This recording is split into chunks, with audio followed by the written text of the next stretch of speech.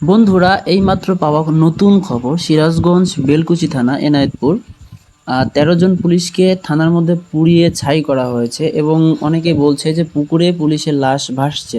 আপনারা দেখতে পাচ্ছেন যে থানাটা কিন্তু পুড়ে ছাই হয়ে যাচ্ছে। এখানে কিন্তু বাঁচানোর মতো কোনো পরিস্থিতি নেই। ফায়ার সার্ভিসের কোনো রকম কোনো খবর নেই। আর ফায়ার সার্ভিস আসবেই বা কী করে? দেখতেই পাচ্ছেন দেশের কি একটা অবস্থা। দেশে এমন একটা কারফিউ শুরু হয়েছে যে দেখুন, মানুষ কি বলবো আর, আমার বলার কোনো ভাষা নেই। ঠিক আছে, এই যে রাস্তায় গাছ দিয়ে রাখছে, মানুষজন যেতেও পারছে না, আসতেও পারছে না, কি করবে সেটা বুঝতেও পারছে না। দেখেন পুরা সিরাজগঞ্জটা পুরা দাউ দাউ করে জ্বলছে। তো বন্ধুরা, ভিডিওটা যদি ভালো লেগে থাকে তাহলে অবশ্যই লাইক করো এবং কমেন্ট করো এবং সাবস্ক্রাইব করো এবং দেখতে থাকো। তো নিশ্চিত হওয়া গেছে।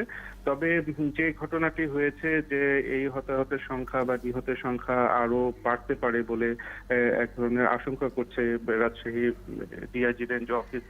কারণ তারা যেটি বলছেন যে যেইভাবে আসলে সেখানে হামলা হয়েছে এবং থানা জ্বালিয়ে দেওয়া হয়েছে সেই ক্ষেত্রে এবং পুলিশ সদস্যদের কোনো কোনো ক্ষেত্রে পিটিয়ে হত্যা করা হয়েছে এবং পার্শ্ববর্তী পুকুরে পুলিশ সদস্যদের মরদেহ ভাসছে, এমন তথ্য কিন্তু এখান থেকে আসলে জানানো হয়েছে।